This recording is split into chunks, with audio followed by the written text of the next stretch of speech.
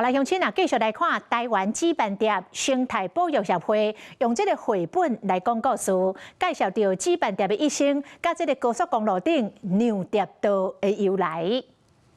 用繪本講故事，介紹紙板蝶的一生，有國道3號娘路的由來。因是台灣紙板蝶生態保育協會解說員，和囡仔人嘛做伙來熟悉紙板蝶。因為林內剛好是在